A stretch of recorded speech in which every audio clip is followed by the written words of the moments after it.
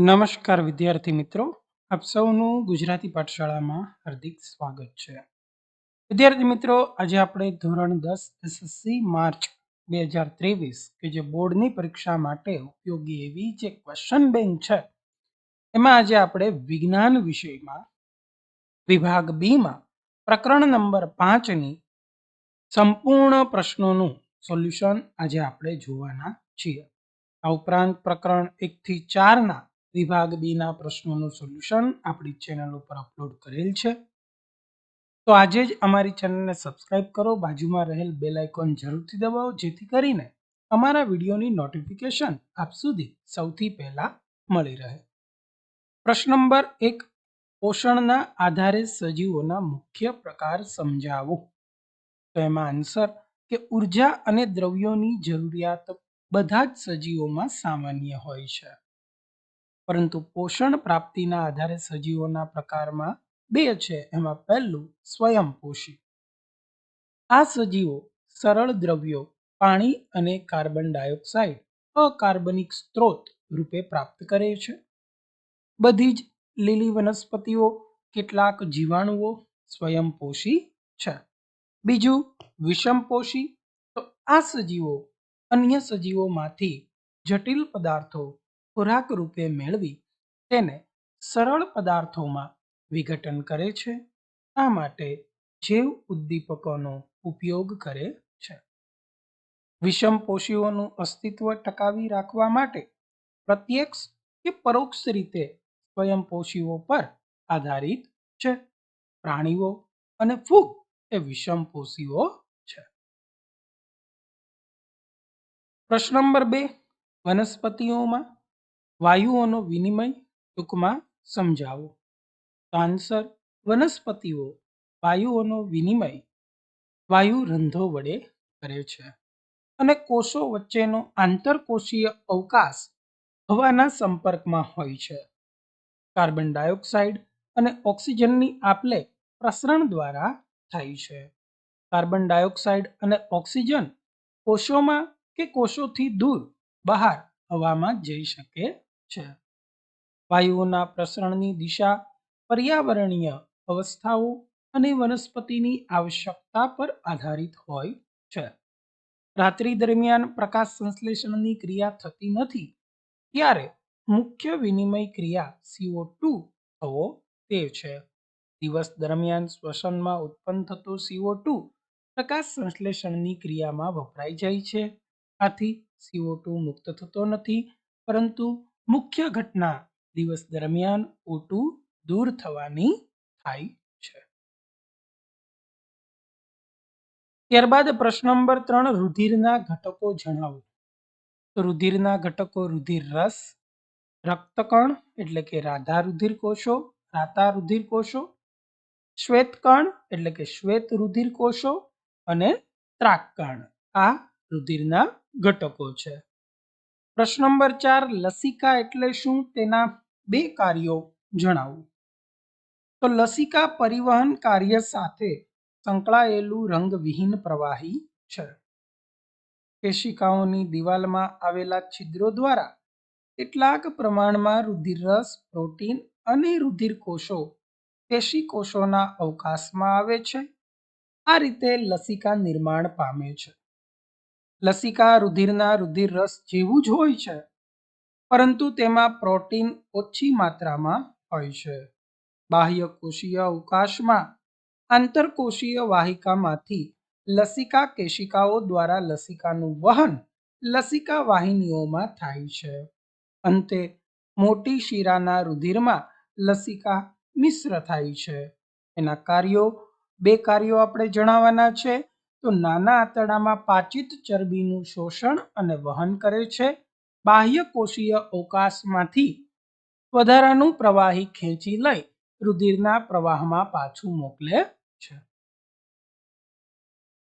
5મો પ્રશ્ન, રુધિર વાહિનીઓના પ્રકાર અને કાર્ય લખો.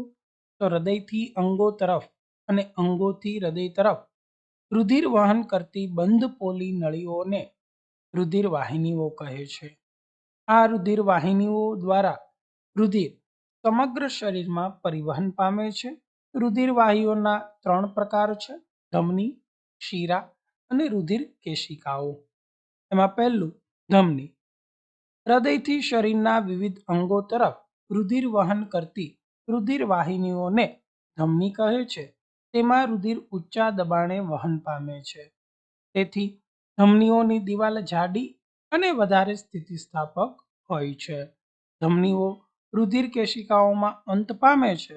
ધમનીઓમાં ઓક્સિજનયુક્ત રુધિર વહન પામે અપવાદ રૂપે ફેફસામાં ફુફ્ફુસ ધમનીમાં ઓક્સિજન વિહીન રુધિર વહન પામે છે. બીજું શિરાઓ.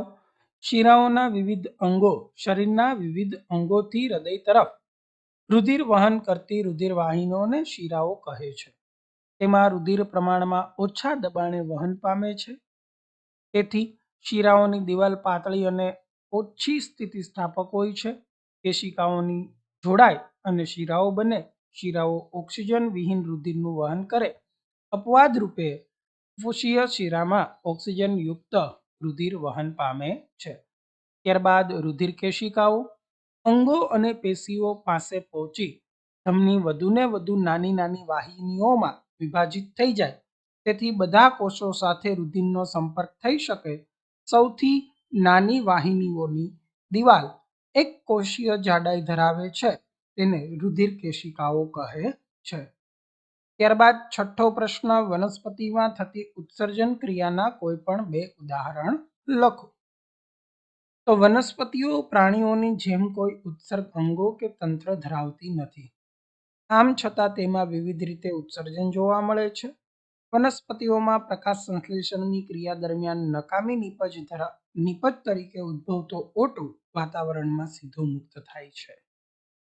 વનસ્પતિઓ બાષ્પોત્સર્જનની ક્રિયામાં વધારાના પાણીને વાયુરંધ્રો દ્વારા મુક્ત કરે છે.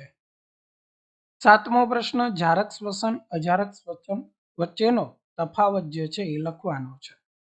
તો જારક શ્વસન આ ક્રિયામાં O2 નો ઉપયોગ થાય, જ્યારે અજારક શ્વસન દરમિયાન O2 નો ઉપયોગ થતો નથી.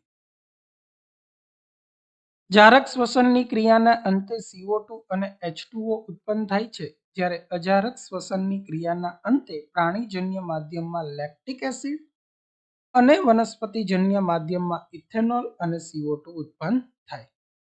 જારક શ્વસનની ક્રિયામાં ગ્લુકોઝના અણુનું સંપૂર્ણ દહન થાય છે. તેથી ગ્લુકોઝના એક અણુમાંથી ઘણી વધારે ઉર્જા મળે છે અથવા તો મુક્ત થાય છે. જ્યારે અજારક શ્વસન દરમિયાન ગ્લુકોઝના અણુનું અપૂર્ણ દહન થતું હોવાથી તેથી ગ્લુકોઝના એક અણુમાંથી ખૂબ જ ઓછી ઉર્જા મુક્ત થાય છે. આઠમો પ્રશ્નમાં કર્ણકો અને ક્ષેપકો વચ્ચેના તફાવતના બે મુદ્દા લખવાના. તો કે કર્ણકો એ હૃદયના ઉપરના બે ખંડોને કર્ણકો કહેવાય. હૃદયના નીચેના બે ખંડોને ક્ષેપકો કહેવાય. કર્ણકોની દિવાલ પાતળી હોય છે, ક્ષેપકોની દિવાલ જાડી હોય છે. કર્ણકો શરીરના અંગોમાંથી રુધિર મેળવે, જ્યારે ક્ષેપકો કર્ણકોમાંથી રુધિર મેળવે. કર્ણકોમાંથી રુધિર ક્ષેપકોમાં વહન પામે અને ક્ષેપકોમાંથી રુધિર શરીરના અંગો તરફ વહન પામે છે.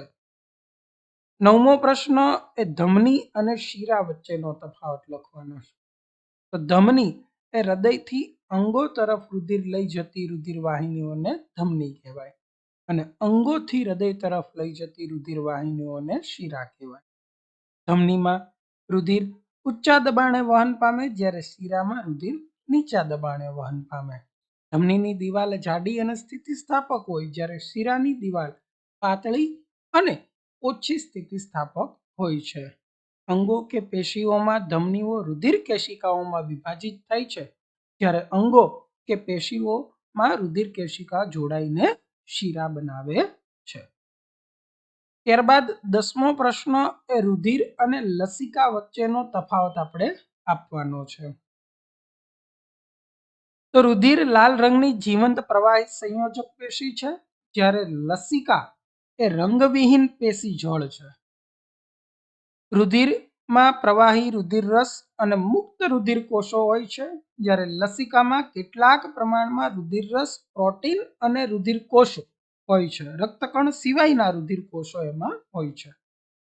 રુધિર હૃદય, ધમનીઓ, શિરા અને રુધિર કેશિકાઓમાં વહન પામે છે. લસિકા આંતરકોષીય સ્થાનો, લસિકા વાહિકાઓ અને લસિકા વાહિનીઓમાં વહન પામે. રુધિર સ્વતંત્ર પ્રવાહી સંયોજક પેશી છે, જ્યારે લસિકા રુધિરમાંથી છૂટું પડી રુધિર પરિવહનમાં પાછું વળે છે. 11મો પ્રશ્ન વૈજ્ઞાનિક કારણ આપવાનું છે. માંસાહારી પ્રાણીઓ કરતા તૃણાહારી પ્રાણીઓમાં નાના આંતરડાની લંબાઈ વધારે હોય છે. તો નાના આંતરડાની લંબાઈ જુદા જુદા પ્રાણીઓમાં જુદી જુદી હોય છે. નાના આંતરડાની લંબાઈનો આધાર પ્રાણીઓ કયા પ્રકારનો ખોરાક ખાય તેના ઉપર રહેલો છે. માંસાહારી પ્રાણીઓ માંસ ખાય છે. માંસનું ખોરાક તરીકે પાચન ખૂબ જ સહેલાઈથી થાય છે, આથી તેમના નાના આંતરડાની લંબાઈ ટૂંકી હોય. જ્યારે તૃણાહારી પ્રાણીઓ છે એ ઘાસનો ખોરાક તરીકે ઉપયોગ કરે છે. ઘાસમાં રહેલા સેલ્યુલોઝનું પાચન જટિલ હોય છે.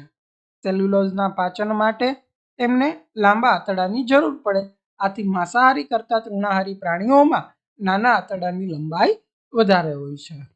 વિદ્યાર્થી મિત્રો, વિજ્ઞાન વિષયમાં ચેપ્ટર નંબર 5 વિભાગ બી ની પ્રશ્ન બેંકનું અહીંયા તમામ પ્રશ્નોનું સંપૂર્ણ સોલ્યુશન આજે આપણે જોયું. તો વિદ્યાર્થી મિત્રો, તમને અમારો વિડીયો ગમ્યો હોય તો વિડીયોને લાઈક કરો, વિડીયોની લિંક આપના બીજા મિત્રોને શેર કરો. જો હજી સુધી તમે અમારી ચેનલને સબસ્ક્રાઇબ ન કરી હોય તો અમારી ચેનલને સબસ્ક્રાઇબ કરો, બાજુમાં રહેલ બેલ આઇકોન જરૂરથી દબાવો, જેથી કરીને અમારા વિડીયોની નોટિફિકેશન આપ સુધી સૌથી પહેલા મળી રહે. Thank you for watching.